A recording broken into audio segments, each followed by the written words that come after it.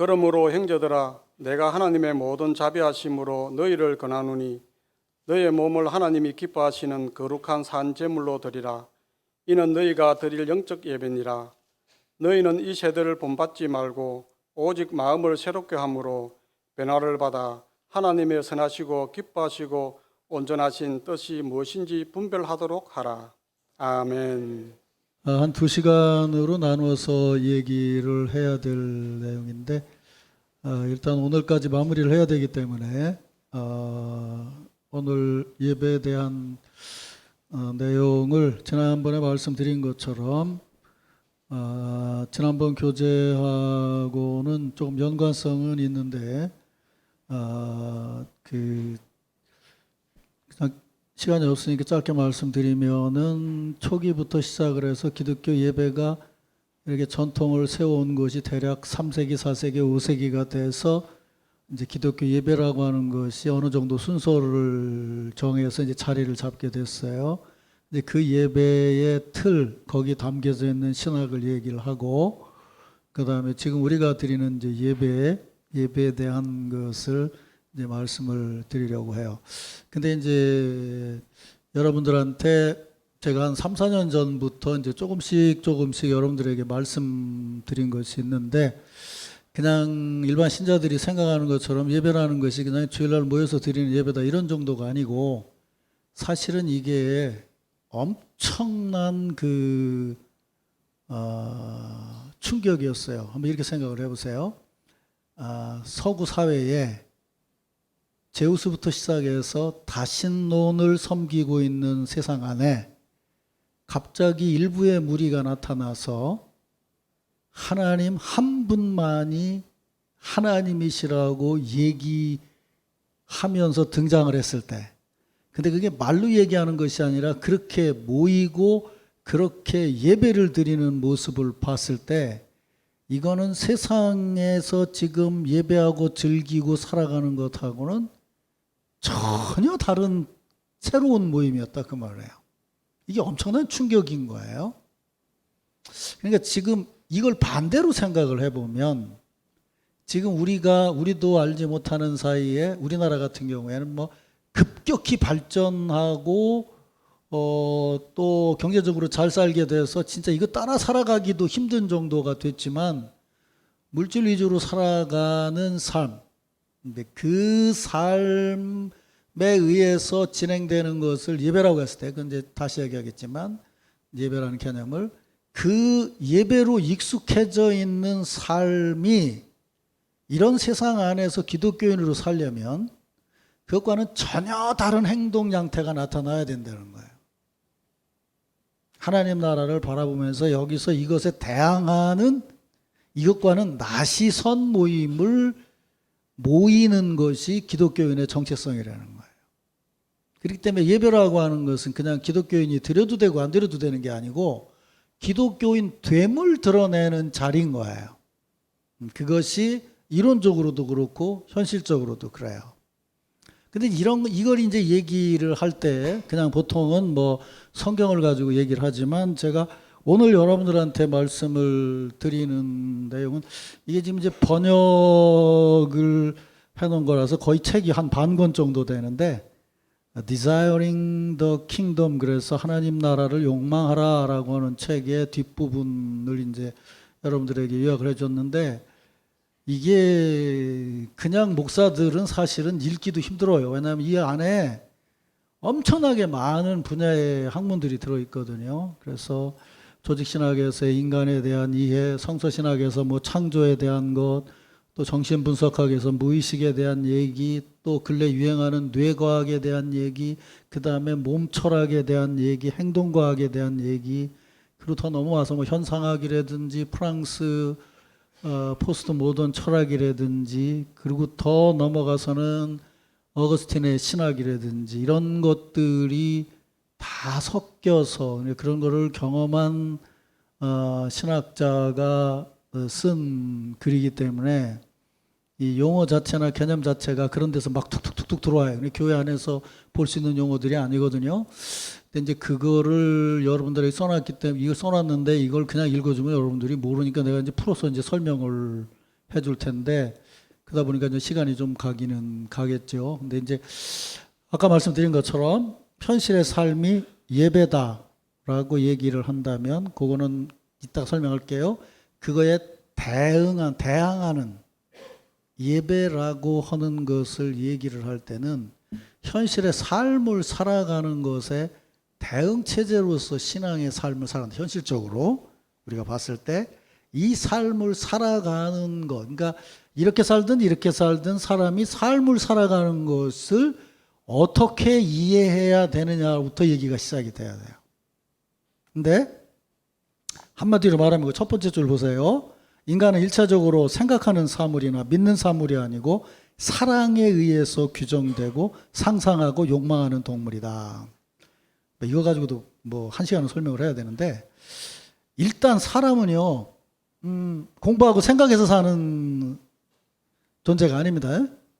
공부 잘 안 하는 분도 아무 상관없어요. 그다음에 또 믿음을 가지고 사는 것도 아니에요.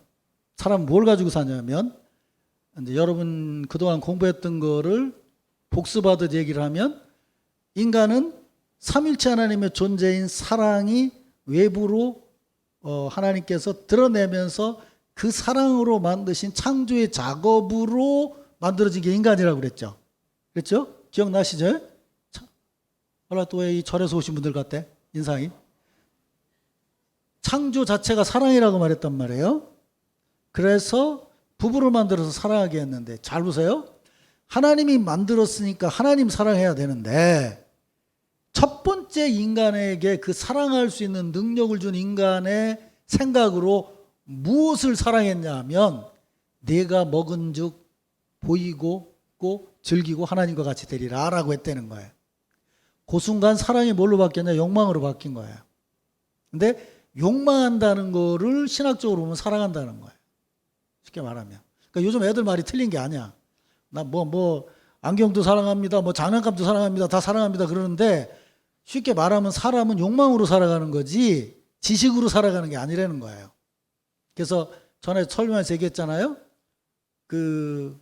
맥도날드 햄버거 가게에 앉아가지고 다이어트 책을 읽는다니까 사람은. 응? 그러니까 알아. 이거 먹으면 살찐다는 거 아는데 입은 패스트푸드를 즐기게 된다 그 말이에요.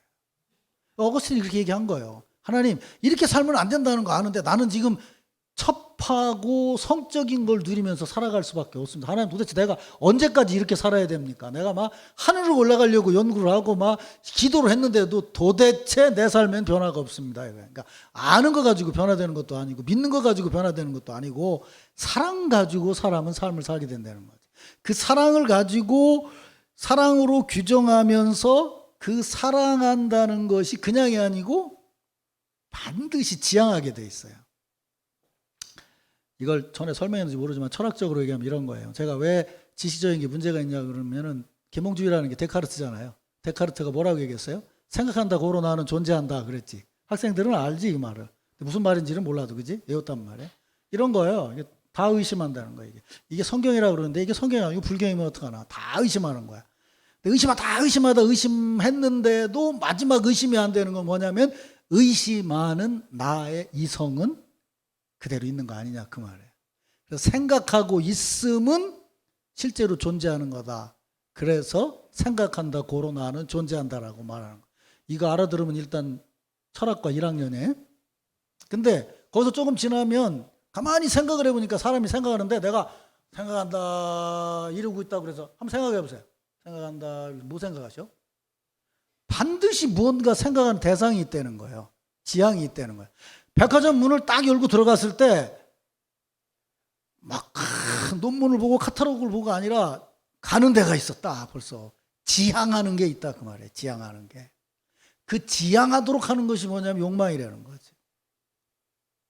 지향하게 돼 있다는 거예요. 지향하게. 그래서 그걸 지향하는 것을 향해서 자꾸 방식이 쌓아지게 되면 그것이 습관이 되고 우리의 성향이 된다는 거예요. 그러니까 예배에 들어와도 반대로 될 수 있어요. 예배에 들어와도 어느 틈인지 모르게 이제 그게 적응 무의식이라고 그러는데 무의식적으로 어떤 분은 들어오자마자 앉는 자리가 딱 정해져 있어. 저 뒷자리.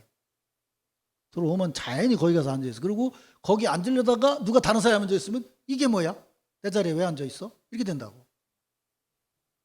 그러니까 목사가 아무리 신앙이 좋은 사람은 앞자리에 앉아서 예배를 잘 드리는 사람입니다라고 얘기를 해도 그걸 배우려고 하면 내게 쌓여져 있는 적응 무의식이 나를 그렇게 이끌어간다는 거예요. 그걸 위해서 소위 현대 자본주의는 그 백화점을 뭐를 만들어 놓느냐? 예배당을 만들어 놓는다는 거예요.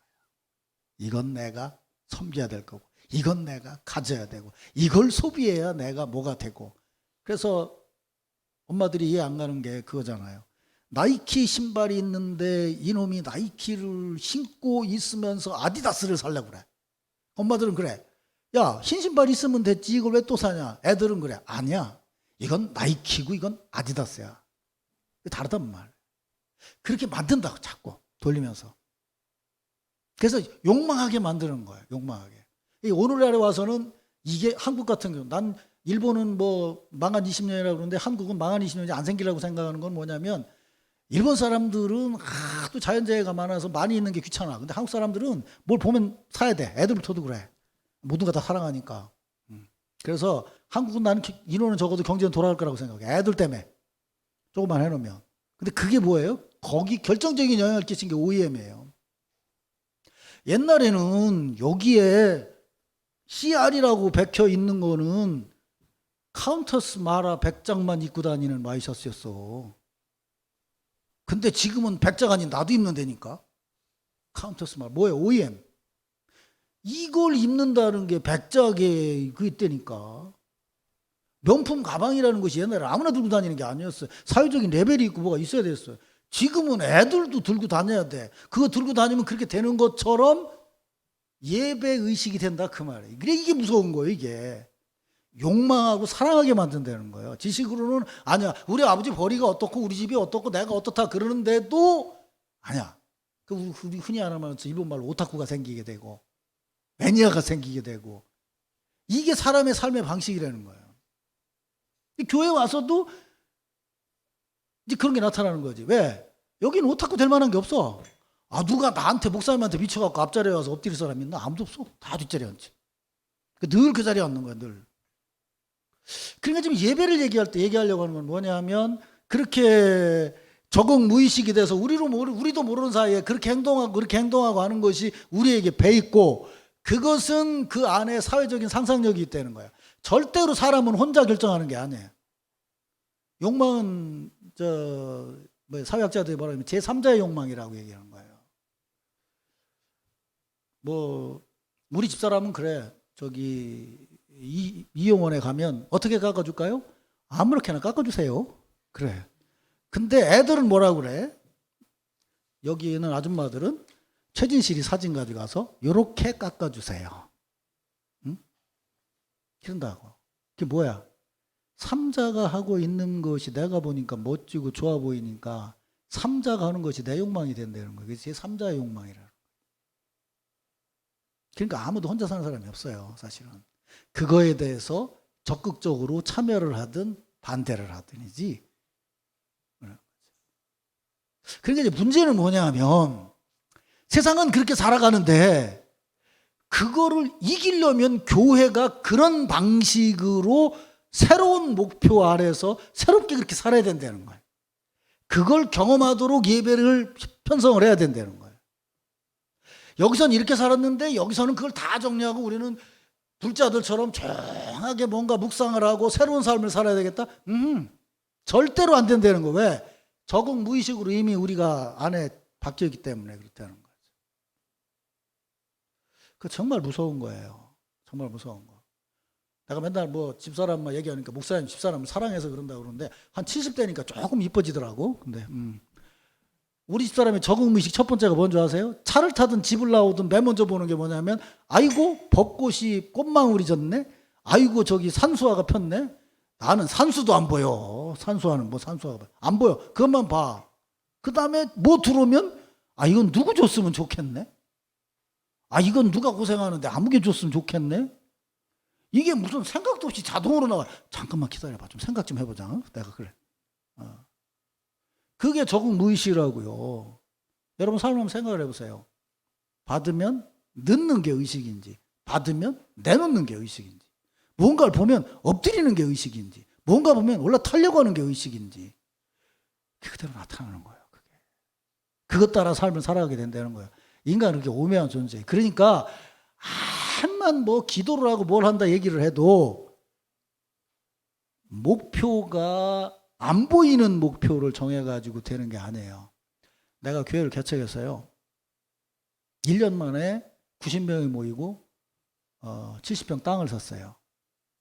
30평짜리 당구장을 빌려가지고 목회를 시작했는데 그걸 사고 나서부터는 변화가 안 나타나는 거예요. 왜 그런가 그러고 봤더니 30평짜리 예배당을 하는 목사는 바로 땅을 사야 되는 게 아니고 50평짜리 홀을 얻어야 돼. 그래야 신자들이 눈에 보여서 생기는 거예요. 산 땅은 안 보이잖아. 근데 이놈 30평이라는 게 묘해서요. 50명이 앉아도 꽉 차고 60명이 앉아도 꽉 차고 90명이 앉아도 꽉 차요. 보이는 게 없으면 도전이 안 된다는 거예요. 굉장히 우리가 영적으로 사는 것처럼 얘기하지만요. 절대로 안 해요. 물어봅시다.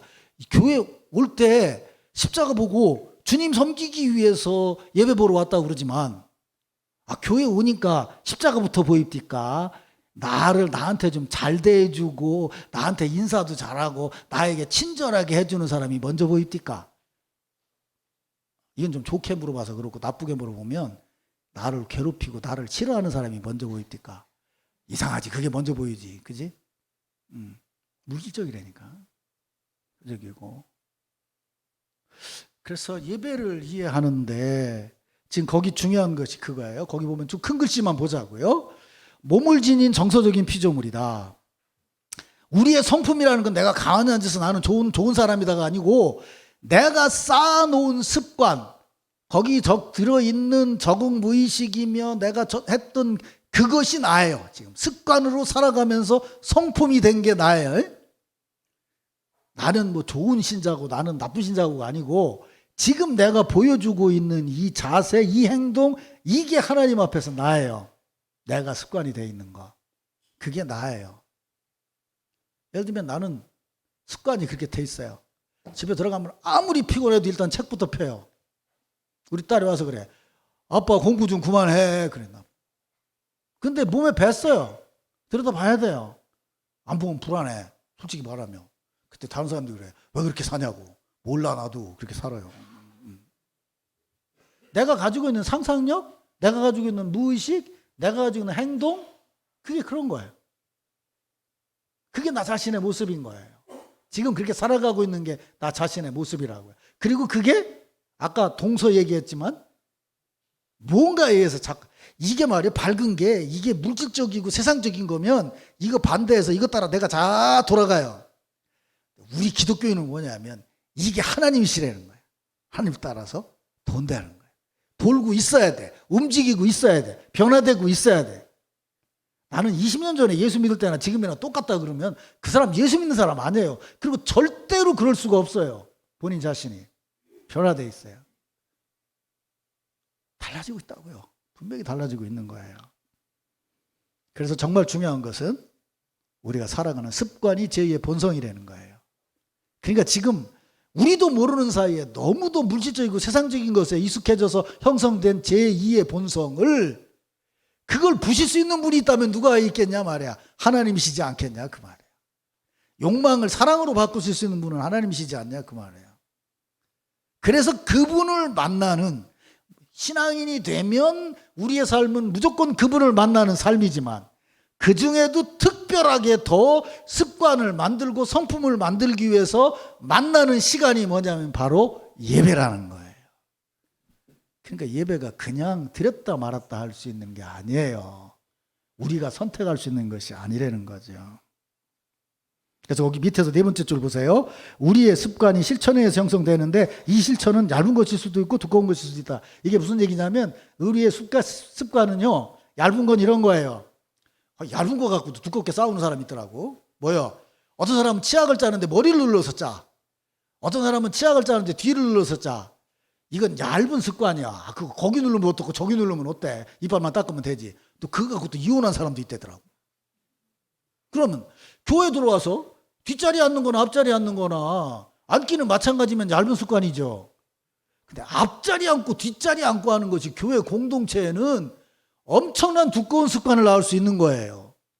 예배 10분 일찍 올 수도 있고 늦게 올 수도 있어요. 교통이 막힐 수도 있어요. 얇은 습관이에요.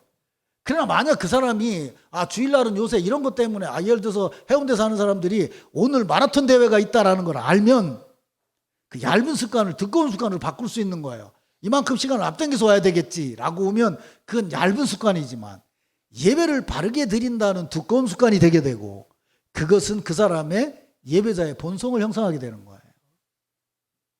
그러니까 분명히 작은 것에 의해서 우리는 좌우되는 거예요. 내가 어떻게 행동하느냐에 대해서 좌우되는 거예요. 근데 그게 의외로 우리 삶에 엄청난 영향을 끼치게 된다는 거죠. 그래서 두 번째 페이지에 보면 기독교 예배는 잘못된 형성, 인간이 되어나가는 것, 잘못된 방향 설정에 대항하기 위해서 의도적으로 예전적이고 형성적이고 교육적이어야 된다라고 말하는 거예요. 그러니까 하나님을 예배하고 기독교인답게 형성되어 나가고 서로 가르치고 배우고 하면서 세상에 대응하는 것이 돼야 된다 그 말이에요. 지금 그래요. 지난번 우리가 기독교 예배에 대해서 배울 때에 콘스탄틴 대제가 기독교를 국교로 인정한 로마 시대를 우리는 살아가고 있는 게 아니에요. 지금 우리는 나그네 된 삶을 살아가고 있죠. 신앙인으로서. 그렇죠? 점점 줄어들고 있어요. 지금 유럽은 어젠가도 신문 보니까 나옵니다. 예배당이 팔려서 식당이 되고 예배당이 팔려서 모슬렘들이 모이는 예배 장소가 되고 부동산에 나오는 게 예배당이에요. 지금 그런 시대를 살아가고 있다는 거죠. 우리가 소수자라는 거예요. 우리가 메이저가 아니에요. 마이너리티라고 해요. 사실은 우리가 지금. 근데 그거를 개토처럼 딱딱하게 굳어서 이건 요것만 해야 되겠다라고 하는 생각을 가지면 그게 잘못하면 이단 덩어리가 되는 거예요. 그게 아니고 우리는 비록 이렇게 있지만 우리는 이렇지만 지난 시간에 얘기한 것처럼 하나님은 하늘에 계신 하나님이죠. 그렇죠? 모든 것을 주관하시는 하나님이라는 거죠. 그래서 우리가 예배를 드릴 때 이런 대응적인 행위지만 그 대응적인 행위라는 것 자체가 태도가 달라지는 거예요. 예를 들면 저쪽에서 싸움을 거는데 내가 똑같은 방식으로 싸워도 대응이 되지만 기독교의 대응 방식은 저기는 경쟁이고 저기는 효율이고 저기는 능력이라고 한다면 기독교는 그게 아니에요. 내 능력, 내 방식, 내가 아니에요. 하나님이시고 하나님 앞에 예배를 드린다고 왔지만 예배조차도 드리기에 부끄러운 나입니다 라는 걸 인정하는 대응 방식으로 나가는 거예요. 그게 뭐예요? 그리스도의 십자가의 정신인 거죠. 그런 거예요. 그래서 완전히 이제 문학적인 용어로 얘기하면 기독교인의 삶은 그렇지 않은 사람들에게 낯설게 하기로 보여지는 거예요. 낯설게 하기로 보여져야 거기에 의미를 부여할 수 있어요. 국어 선생님 알아들으시고 웃네. 자, 그러면 그 다음 얘기는 이제 예배에 대한 조금 더 지난 시간에도 많이 얘기를 했는데 두 번째요. 기독교 세계관은 독특한 기독교 지식이 아니라 기독교 예배 실천 안에 내재되어 있어서 세상에 관한 독특한 기독교적 이해를 구성하는 기독교의 사회적 상상이다. 이렇게 말했어요. 공동체가 함께 상상하고 있는 모습이라는 거예요. 세상에 관해서 기독교적인 이해에 근거해서 그렇게 상상하며 행동하는 예배가 기독교라는 거예요. 세상을 예배하고 살듯이 세속적인 예전이 아니라 하나님을 예배하는 거라는 거죠. 그렇게 했을 때 이건 뭐냐면 절대로 배우는 게 아니고 제자도의 형성은 세 번째 줄이에요. 아주 중요한 얘기예요. 마지막 부분에 기독교적 노하우를 개발하는 거다 이렇게 얘기를 했어요. 노하우가 뭐예요? 예를 들면 어떤 거를 할 때 지식으로 알아가지고 뭘 어떻게 한다 이런 게 아니고 선생님 옆에서 배워서 몸에 배는 방식이죠. 어? 아니 여러분 왜 우리 어렸을 때 그런 거 구경 많이 했어요. 요새는 그런 거 없지만 짜장면집이 더우니까 문 열어놓고 짜장면 뺀단 말이에요. 그러면 처음에 덩어리만 하는 거지 더덕하고 점점 짜장면 가락이 쫙쫙쫙쫙 늘어나죠. 그걸 지식으로 배워서 되나요? 아니에요. 거기서 도제처럼 노하우를 하는 거예요. 어떻게 돌려야 되고 어떻게 해야 되고. 피자 같은 것도 다 돌릴 수 있는 것 같아도 아니잖아요. 노하우 이렇게 돌려야 그게 뭐가 되잖아요. 그러니까 기독교인으로서 삶을 살아가는 습관과 어떤 것이 이어졌을 때 그게 우리 삶의 방식이 된다는 거예요. 자연스럽게 나오는 방식이 돼야 된다. 자연화된 것이 돼야 된다는 거예요. 그러니까 예배를 드리는 것이 쉬운 말로 얘기하면 자연스러워야 세상을 이길 수 있다는 거예요. 응? 예배 드리는 것이 왠지 불편하다라고 얘기하는 거예요. 근데 불편한 점도 있어야 돼요. 왜냐하면 하나님 말씀을 우리가 부딪혀야 되니까. 그런데 어쨌든 그것이 우리 신앙인으로서 자연스러운 것이 돼야 된다는 거죠. 그래서 거기 보면 위에서 6번째 줄쯤 2라고 된 데서 보면 예배는 인지적이라기보다는 정서적이고 직관적이고 예배의 실천은 교리나 세계관 형성보다 우선한다. 예배를 드림으로 시작됐다는 거예요. 성경을 보면 그래요. 성령이 임하고 나서 초대교인들이 예배를 드리기 시작을 했어요. 예배를 드리는 모임이 이어지면서 교리가 형성되게 되었고 예배를 드리는 모임이 되면서 기독교적인 세계관이 발전하게 돼요. 예배가 먼저였어요. 하나님과 만남이 먼저였다는 거죠. 그래서 예배가 먼저라고 얘기했을 때 예배의 실천, 예배는 기독교 신앙의 표현이나 예증이 아니고 모체다. 그리고 기독교 예배는 지상적이고 물질적이고 현세적이다. 그래서 신학적으로 말하면 뭐예요? 우리가 기독교인 되면 말 그대로 기독교인 되면 예수 그리스도를 믿는 건데 예수 그리스도는 하나님의 아들이시면서 인간의 몸을 입고 이 땅에 오셨으니까 그리스도를 만나는 것은 현세적이고 물질적이고 세상적인 거예요. 여기서 만나는 거예요. 그리고 예배는 뭐예요? 예배 드리기 위해서는 제가 늘 말씀드리지만 예배 드리기 위해서는 몸이 필요해요. 번역된 대로 노래할 허파가 있어야 되고 꿇는 무릎이 있어야 되고 서 있는 다리가 있어야 되고 들어올릴 팔이 있어야 되고 눈물 흘릴 눈이 있어야 되고 냄새 맡을 코가 있어야 되고 맛볼 혀가 있어야 되고 들을 귀가 있어야 되고 잡을 손이 있어야 돼요. 그래서 예배를 드리는 리듬, 의례. 리듬이라는 건 무슨 얘기냐면요. 하나님이 우리에게 주시는 것이 있고 우리가 드리는 것이 있는 이게 반복되는 것이 리듬이란 말이에요. 여기에 적응하는 예배는 반드시 우리가 몸을 입은 존재로서 주님 앞에 드리는 거예요. 몸을 입은 존재로서 드리는 거예요. 근데 경상도 사람들은 몸을 안 드리고 성대만 드리려고 그러더라고. 고래고래 소리만 질러. 몸을 드리는 것이 우리의 예배여야 된다 그 말이에요. 그래서 그런 의미에서 기독교 예배는 성례전적이다. 인간의 몸을 입고 오신 그리스도 위에 세워지는 거다.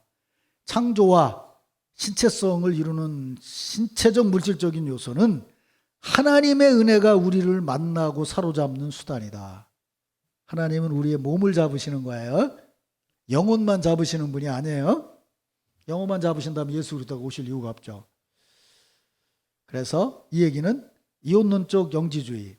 이거 무슨 얘기냐면 그냥 이렇게 살아가는 사람은 다 악한 사람이고 영롱한 지식을 알아서 올라가야 신적인 자리에 올라가야 그게 잘 사는 거다라고 얘기하는 것이 이혼론적 영지주의예요.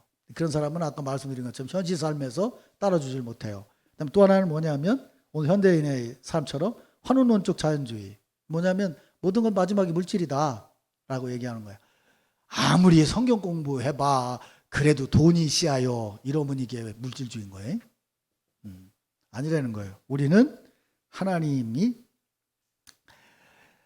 분명히 우리는 물질로 예배를 드리는데 그 밑에 줄에 보면 기독교 예배는 전적으로 신체적이고 물질적인 것이 아니고 기독교 예배는 삼위일체 하나님의 삶에 참여하라는 초대이다. 성령께서 그 물질적인 실천을 통해서 우리 안에서 우리를 만나고 자라고 변화하게 하신다. 이미 다 얘기한 거죠. 기독교의 예배의 근본 목적은 삼위일체 하나님에 대한 경배와 찬양이고 우리가 형성되는 것은 그것에 대한 부산물인 거예요. 아시겠죠? 무슨 말인지? 내가 이루어지는 것이 먼저가 아니고 하나님께 예배를 했더니 그 과정에서 내가 형성되어 나가더라. 그 말이에요. 그런데 이제 이렇게 예배를 드리는데 그다음 다를 보세요. 이게 이제 3세기, 오늘 얘기하는 건 3세기의 기본적인 큰 틀에서 얘기를 하는데, 사실은 그게 역사를 지니면서 모든 교파가 예배가 다 달랐어요. 그래서 우리가 보듯이 캐토릭은 굉장히 예전적인 것 같고, 우리가 영화에서 보는 미국의 남부의 복음주의는 막 나와서 막 찬송하고 흑인들 막 하고 뭐 이러는데, 아무리 그렇게 드리는 예배라도 규범적인 순서가 있다는 거예요. 조금의 차이는 있어도 규범적인 순서가 있다는, 우리가 가지고 있는 주보 순서가 있는 것처럼 아무리 자연적으로 드리는 것 같아도 분명히 규범에 의해서 돼 있고, 규범이 있다는 면에서 예전이라는 거예요. 예전이라는 거. 예배 그냥 막 드리는 게 아니라는 거예요. 회중주의 영향을 받은 한국 교회는 그냥 드리면 된다고 생각을 해요. 그런데 여러분, 그러면서도 우리는 예를 들면 보기는 좋지만 흑인들이 나와서 예배 드리는 거 보면 뭔가 좀 이상하잖아요. 걔들 나름대로 전통인 거죠. 그래서 우리 같이 부산처럼 장로교 전통이 강한 데는 이제 그런 예전적인 순서를 지키지 않는 걸 굉장히 불편해해요. 한국 교회는 그런 게 있어요. 유교적인 거하고 연결돼서. 근데 이제 그게 교회가 성장하지 못하고 그거를 순서를 자연스럽게 하는 교파인 오순절, 순복음교회가 한국교회의 성장의 큰 바탕이 됐기 때문에 그게 다 자연스러워졌죠. 그래서 지금 보수적인 장로교회도 우리는 아직도 유지하고 있는데, 요즘 대부분의 교회가 찬양대석을 없애버렸죠. 앞에 앉으라고 그러고 나와서 찬양하고 그렇죠. 근데 예전을 지키는 입장에서 보면 그거 섞어서 넣어서 예전을 만들려면 참 목사가 머리 많이 써야 돼요. 야당쪽 찬양대석 없이 하는 거는 그런 예전적인 요소를 무시하는 예전적인 예배였단 말이에요. 근데 이제 그걸 섞어야 되니까. 그래서 서울의 큰 교회들은 일부 예배는 우리처럼 전통적인 예배 드리고, 2부 예배는 우리 2부 예배쯤 드려, 3부 예배는 애들 해놓고 뭐 사이키 조명하고 막 투드리고 난리를 치는 젊은 예배를 드려. 그래서 3번 예배 보니까 마음에 드는 때 와서 예배 봐라, 이렇게 얘기한다고. 근데 사실은 이게 이미 벌써 어떻게 보면 네가 마음에 드는 때 와서 예배를 봐야 되는 거예요. 하나님이 부르실 때 내가 가야 되는 거예요. 사실 잘못하면 근본적인 생각이 이게 이미 많이 양보해 가고 있는 거예요. 우리의 생각을 넘어선 하나님의 은혜라고 얘기를 했을 때 그 점을 생각해야 돼요. 자, 그래서 뭐 이런 예배 저런 예배도 있지만 어쨌든 예배를 구성하는 공교회, 그러니까 이게 뭐냐면 1세기부터 동서교회가 갈라지기 전까지 하나의 교회였을 때에 오리지널을 했던 그 정통교회 예배 순서, 그걸 지금 여러분들한테 제가 얘기를 해주려고 그러는 거예요. 이 공예배라는 건. 근데 영어로는 캐토릭 교회예요. 근데 이게 로만 캐토릭이 아니고 갈라지기 전 캐토릭 초치인 거예요. 그게 이제 나중에 오소독스하고 로만 캐토릭이 갈라지고, 로만 캐토릭이 다시 프로테스탄트하고 갈라지고, 그래서 큰 흐름이 오소독스, 프로테스탄트, 그 다음에 캐토릭, 이렇게 세 흐름이잖아요. 크게 봤을 때. 근데 그게 갈라지기 전 처음 예배 전통이 세워졌을 때 어떻게 예배를 드렸느냐라고 하는 걸 제가 여러분들한테 이제 설명을 해드리고, 거기 담겨져 있는 신학과 정신을 얘기를 하고, 그 다음에 우리 교회 예배 순서를 보면서 그게 이렇게 들어있다라는 걸 여러분들한테 얘기하는 걸로 오늘 이제 강의를 해 나갈 거예요. 자, 이런 거예요. 아까 봤을 때, 아까 처음 얘기로 돌아가서, 그 다음 이런 재미난 얘기를 해요. 그럴 리는 없지만, 이 태양계 안에 어떤 별에 어떤 생물이 사는데, 거기서 인류학을 전공한 그 행성의 인류학자가, 인류학이라는 건 인간에 대한 연구니까, 지구에 와서 예배당에 들어왔을 때 여기서 예배 드리는 모습을 보고 그가 판단할 때, 여기서 지금 무슨 일을 하고 있는 건가? 기독교인들이 지금 뭘 하는 건가? 이 행동이 저들이 어떤 사람이라는 걸 보여주는 건가? 이들의 이렇게 행동하는 데는 어떤 상상력이 담겨져 있는가? 이 사람들은 도대체 무엇을 사랑하고 무엇을 욕망해서 지금 이런 행동을 하는가? 이런 실천 안에 하나님 나라에 대한 전망은 어떻게 담겨져 있는가? 모르는 사람이 봤을 때 그렇게 본다고 한다면 교회 예배는 무엇을 담고 있어야 되느냐? 지금 그 얘기인 거예요. 그러니까 모르는 사람이 이 교회를 봤을 때 우리는 이런 걸 담고 있습니다라고 행동으로 보여줘야 되지 않냐 그 말이에요. 그게 이제 첫 번째가 뭐냐? 예전적인 시간이에요. 그게 뭐냐면 이제 예배 이제 하는 거예요. 예배 시작하기 전에 예배 장소가 있잖아요.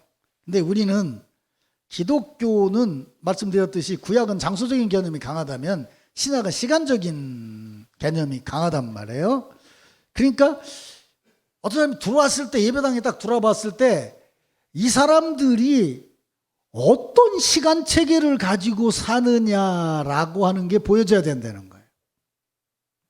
그러니까 여기를 지금 오늘처럼 누가 들어왔을 때 이걸 딱 보면 뭐라고 그랬어? 아, 여기 신년 수련회를 하고 있구나. 아, 이거 보면 뭐, 아, 아름답게 행복하게 살아간다고 하겠구나. 라고 하는 거. 이걸 보면, 아, 여기다 영상을 띄우겠구나. 라고 보는 것처럼 장소가 보여주는 어떤 상상력이 있고 또 하나는 뭐냐면 그 장소에 모여져 있는 사람들이 보여주는 상상력이 있다는 거예요. 저 사람들이 어떻게 살아가고 있느냐라는 걸 보여준다는 거죠. 그러면 우리는 예수 그리스도를 믿는 믿음의 실천을 여기서 한다고 그랬을 때 우리의 실천의 모습에는 성삼위일체 하나님에 대한 사랑과 신앙이 담겨져 있어야죠. 그렇죠? 그래서 우리는 인정하든 인정하지 않든 뭐냐면 교회 공동체의 달력으로 살아가는 거예요. 그래서 그걸 학자들이 연구해서 교회력이라는 달력을 만들어 놓은 거예요. 우리는 구정에 주님 살아나셨네 이렇게 안 하잖아. 부활절에 하잖아. 그지? 교회의 달력을 따라 살아가는 존재들이다 그 말이에요. 거기서 주님을 물질적으로 만나는 거다. 그래서 교회력을 통해서 표현되는데 이 역사적 기독교 예배의 중요한 요소인 이 독특한 시간 구분은 교회가 독특한 백성이라는 걸 보여주는 거예요. 그 시간 체계로 살아가는 사람들이라는 걸 보여준다는 거죠. 그래서 교회력은 그냥 선택하는 게 아니고요. 하루 24시간을 세상의 달력으로 살아가는 사람들에 대한 어게인스트로 대항으로 기독교적인 삶을 살아간다는 것을 보여주는 시간 그라운드인 거예요. 시간 안에 사는 존재라고 한다면 우리는 그 시간으로 살아간다는 거죠. 그걸 이제 얘기한다면 굳이 구분한다면 첫째는 뭐예요? 기독교의 시간은 누굴 중심이에요? 나사렛 예수 그리스도를 중심으로 해서 더 나아가서는 삼위일체 하나님이죠. 그래서 우리는 교회력을 뭐부터 시작해요? 예수께서 이 땅에 오신 것을 기념하는 준비하는 대강절 절기로부터 시작을 하게 되는 거죠. 그 다음에 두 번째는 뭐예요? 번역을 해서 이런데 존재의 가벼움 속에 현재를 살아가는 사람들이다. 이 존재의 가벼움이라는 건 뭐냐면 아주 쉽게 설명하면 뭐냐면 몸에다 이것저것 걸치고 묶고 뭐 지고 짊어지고 이게 아니라는 거예요. 그게 무슨 얘기야? 가볍게 간다는 거예요. 가볍게 가는 게 뭐야? 나그네지. 응? 존재의 가벼움으로 살아간다는 거예요. 인간은 나그네 삶 살아간다는 거예요. 왜? 우리가 계속 얘기한 게 그거 아니에요? 우리는 뭘 지향하고 살아요? 하나님 나라. 그 나라의 완성을 바라보고 살아가는 존재다 그 말이죠. 그래서 낯선 시간을 사는 나그네와 순례자로 미래를 지향하는 태도로 살아간다. 이게 이제 사실은 구약 성경에 포로로 잡혀갔다 돌아온 지난번에 설명했잖아요. 그죠? 예루살렘 성전이 완성이 되고 주님 이런 것들을 배운 거고. 그 다음에 또 하나는 이 예수 그리스도를 살아간다는 걸 현실적으로 보면 뭐냐면요. 과거를 기억하면서 산다는 거예요. 과거를 기억하면서 산다는 거. 굉장히 중요합니다. 이제 이런 시간관을 주장하는 사회학자들은 현대인의 삶을 전에 여러분들에게 설명한 적이 있는데 지금 현대인의 삶은 시간관이 굉장히 납작해졌다는 거예요. 다른 상상력이 들어갈 틈이 없다는 거예요. 왜? 다음 순간에 무슨 일이 일어날 건가? 이거 가지고 뭘 할 건가만 주에서 보다 보니까 우리 인간이 살아가는 근본인 전통이라든지 삶의 교제라든지 가족이라든지 이런 게 다 무너져 버렸다는 거예요.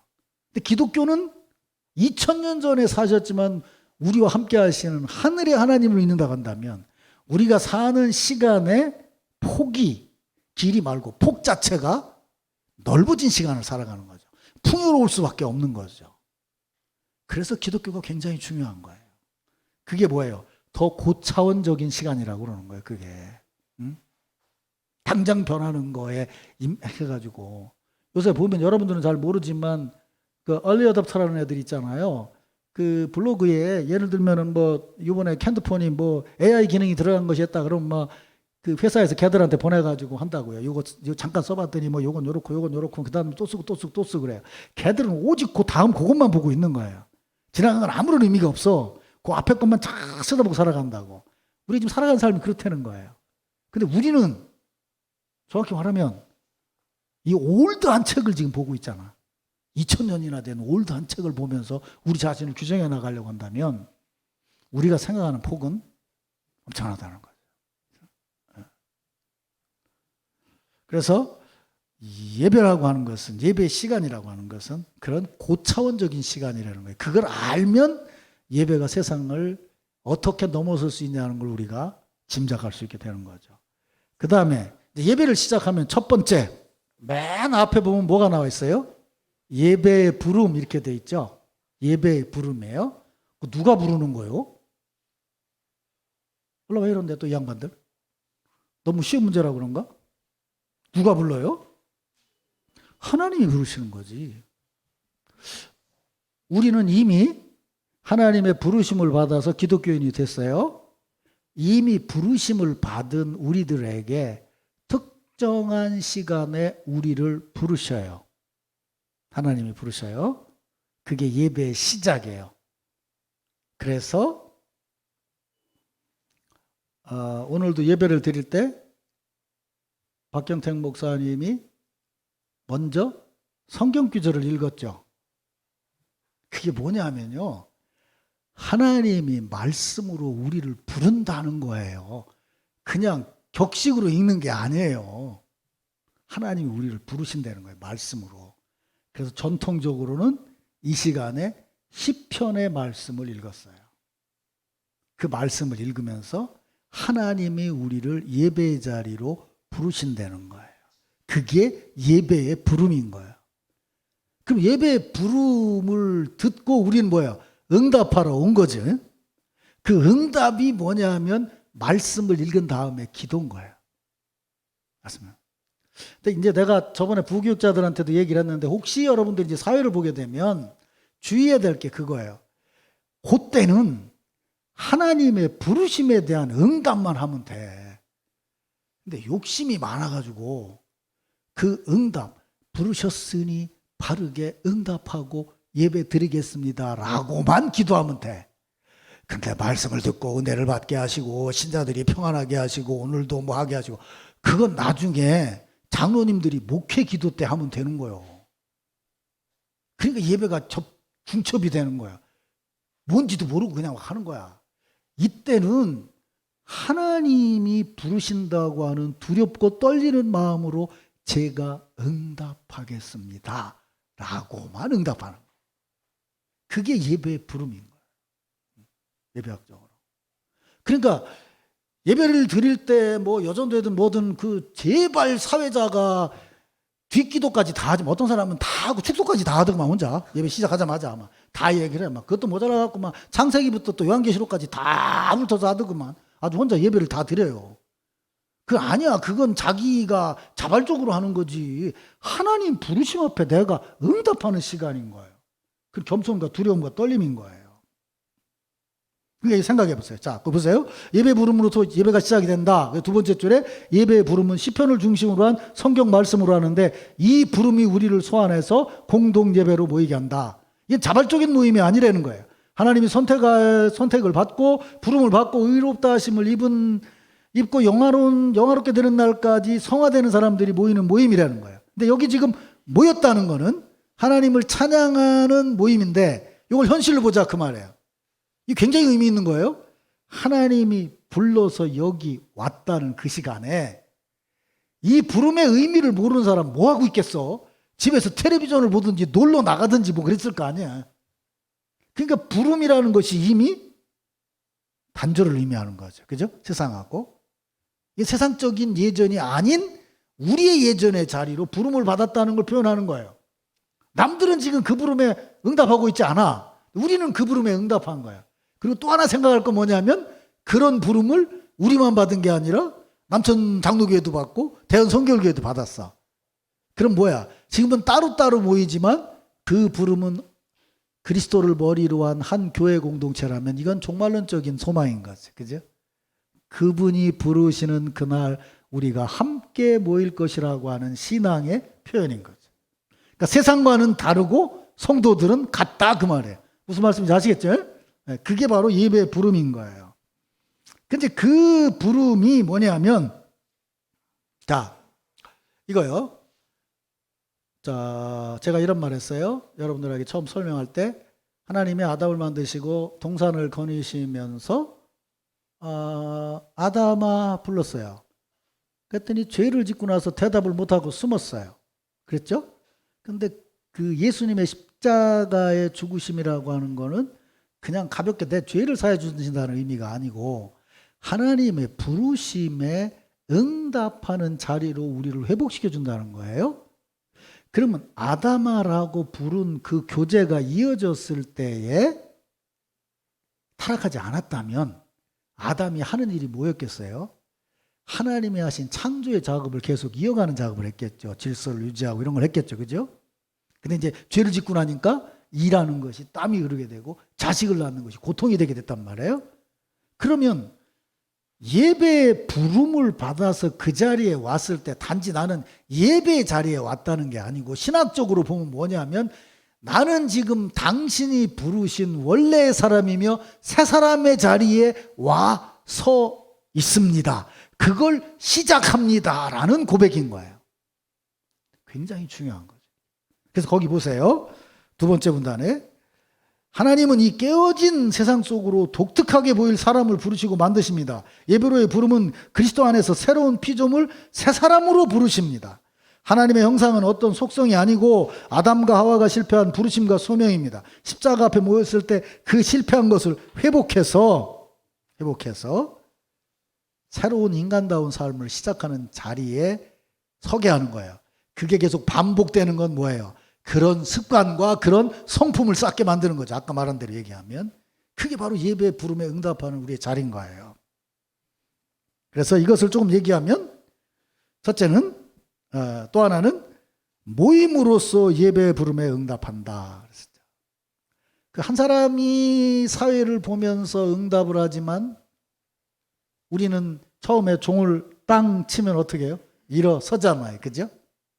그분 앞에 경배자 모두가 그분 앞에 일어서서 사실은 잘 생각해 보면 일어선다는 건 뭐냐면 일한다는 뜻이란 말이야. 그러니까 새로운 사람으로 이 예배와 더불어 새 사람 된 일을 시작하려고 합니다라는 것이 첫 시간에 일어서는 거예요. 그게 그냥 공연이 서도되고 안 돼도가 아니에요. 그게 다 오랜 시간을 겪으면서 예전 속에 담겨져 있는 의미인 거예요. 말하자면. 그러니까 일어섰을 때 모두가 다 일어섰다는 건 뭐예요? 모임으로 공동체로 응답한다는 거죠. 함께 응답한다는 거예요. 예배 응답은. 그래서 응답을 하는데 이 응답은 아까 말한 것처럼 아까 제가 얘기한 거예요. 세상의 모임과 달라요. 뭐가 다르냐? 세상은 일어나면 자기 힘으로 다 할 수 있다고 그래서 일어나는 거예요. 근데 우리는 부름에 응답했다는 얘기는 내가 응답한다는 얘기가 아니라 응답할 수도 없는 존재였잖아요. 불렀는데 숨었잖아요. 아담이. 그걸 인정하는 모임인 거예요. 그래서 거기 보면 우리의 응답은 우리가 할 수 없는 일에 대한 응답이기 때문에 회중의 응답함은 인간이 모든 자신의 확신과 자만을 버리고 우리는 참 인간됨이라는 소명에 부응하려고 노력하면서 언약을 세우신 왕의 은혜를 기원하는 것입니다. 이제 예배 첫 부분 부름의 응답과 계획, 기도에 담겨져 있는 의미를 아시겠죠?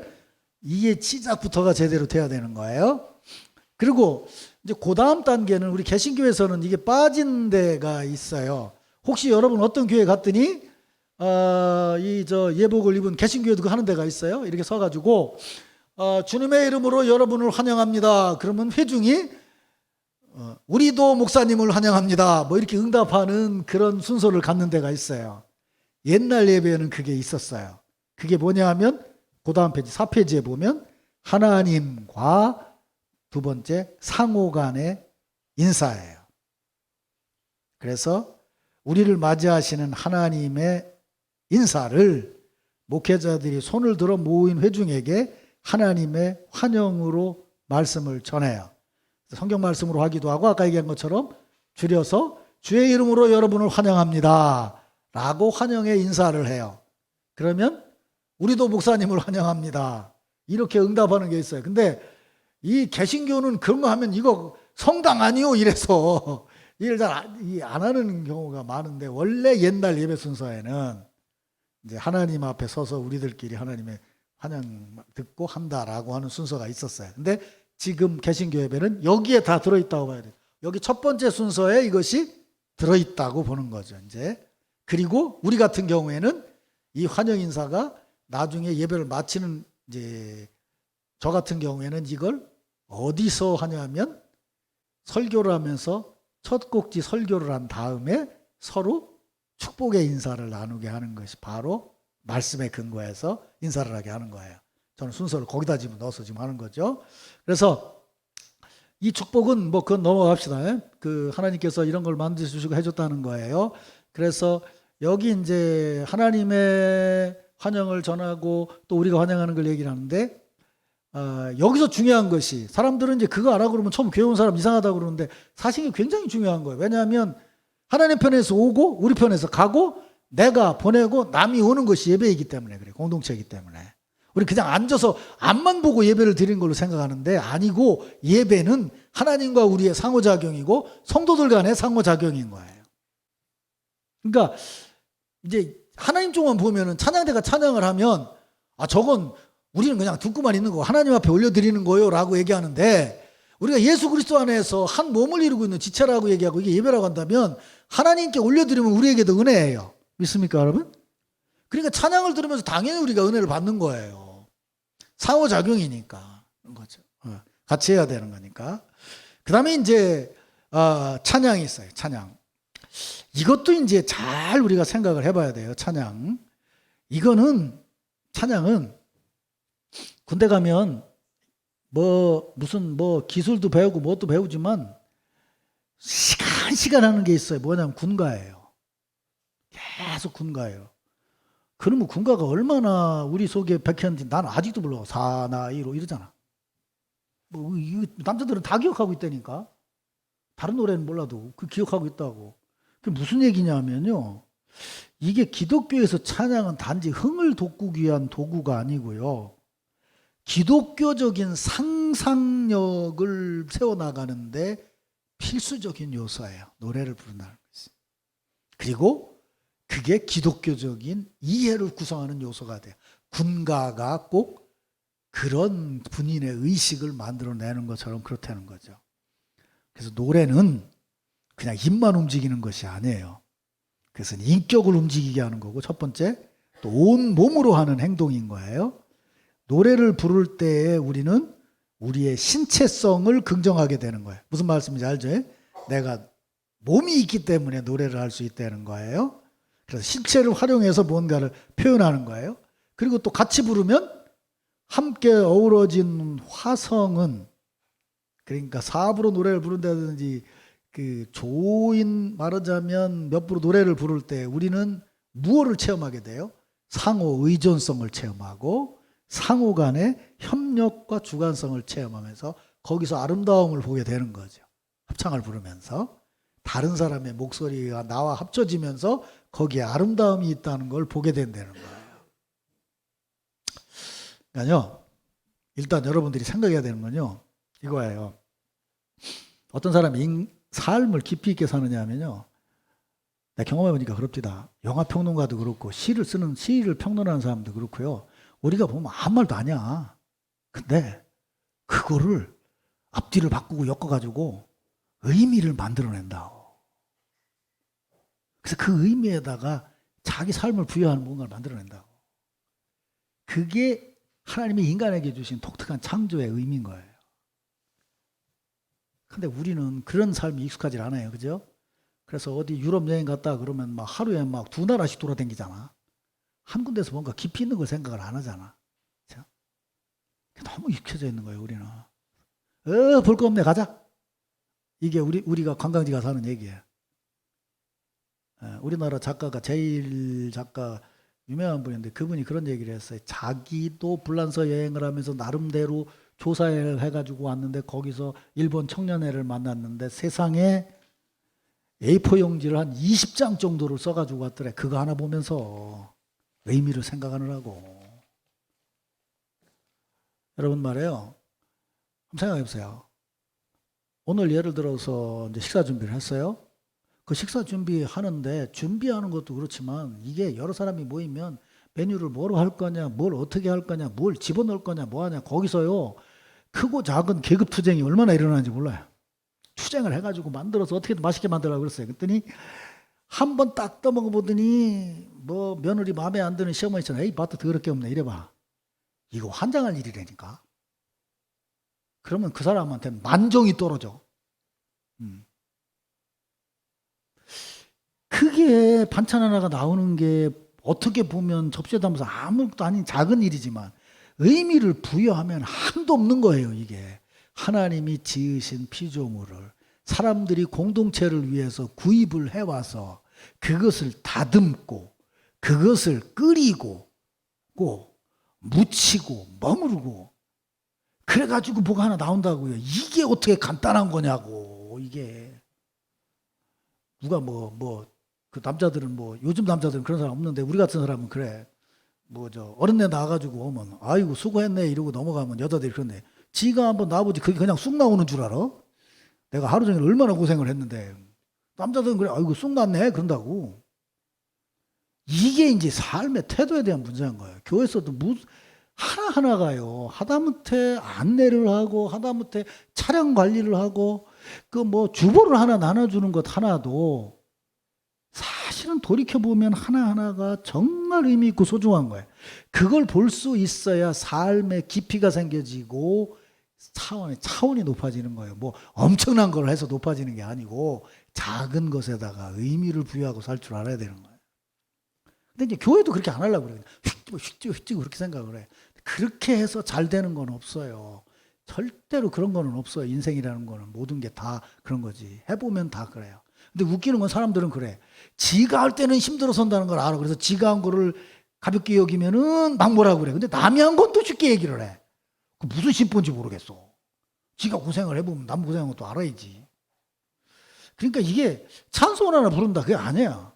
거기 담겨져 있는 상상력, 그걸 부르면서 우리가 마음속에 담았던 어떤 생각, 이야기 이런 것들을 얘기를 하게 된다. 보세요. 내가 설악산에 갔더니 설악산 밑에요. 조그마한 초가집이 하나 있어요. 근데 막 눈이 막 엄청나게 쏟아져 내리는 거예요. 그래가지고 조금 있으니까 거기서 물이 똑똑똑 떨어지더니 고드름이 쫙 맺힌 거예요. 고드름이 막 쫙 맺혀 눈이 쌓였는데 기가 막히게 이뻐요. 난 지금 설악산 얘기를 하면서 내 얘기를 했는데 여러분은 다 여러분이 경험한 딴 고드름을 보고 있어 지금. 내 고드름 어떻게 생겼는지 알아? 몰라. 여러분들이 본 고드름을 상상하고 있다고. 그게 소중한 거라 그 말이에요. 아니 초가집에 눈 내리는 거 여러분 뭐 상상하세요? 나는 지금 제일 먼저 상상되는 게 뭐냐면 일본 영화에 나오는 7인의 사무라이에 나오는 거 보이더라고. 초가집 예를 들자면 예를 들어 그렇다고 그래봐. 다 다른 거예요. 초가집에 눈이 내리는 거 상상해도 다 다른 거예요. 그게 창조의 오묘함이고 신앙의 오묘함인 거예요. 남 얘기 함부로 하는 게 아니에요. 어떤 사람은 초가집을 못 봐갖고 화장실 위에 집 있고 거기 눈 내리는 걸 봤다고 그래서 야, 좀 큰 걸 보지 어떻게 화장실 위에 눈 내린 걸 보냐. 아니요. 그 사람은 화장실 위에 눈 내린 게 기가 막히게 이쁜 거예요. 그게. 어째 하면을 안 한대요? 화장실도 안 가나? 한번 급해봐. 화장실이 얼마나 중요한가. 이게 인생을 살아가는 게 이렇게 가벼운 게 아니에요. 남 얘기 쉽게 하는 게 아닌 거고. 그러니까 찬양 하나하나가 뭐예요? 이게 노래를 부르는 게 우리 안에 깊이 담겨져 있는 것이 노래 나올 수 있다는 거죠.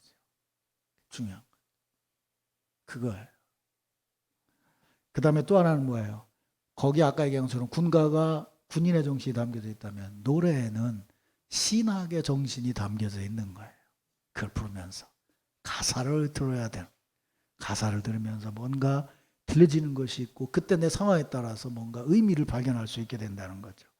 그래서 노래는 내가 부르는 것이 아니라 거기 뭐라고 그랬어요? 하나님의 언어로 내 몸으로 부르는 거예요. 갑자기 뭐 신비한 걸 불러서가 아니고 내 몸으로 부르는데 하나님의 언어로 노래하는 거예요. 그게 찬양이에요. 그 다음에 율법.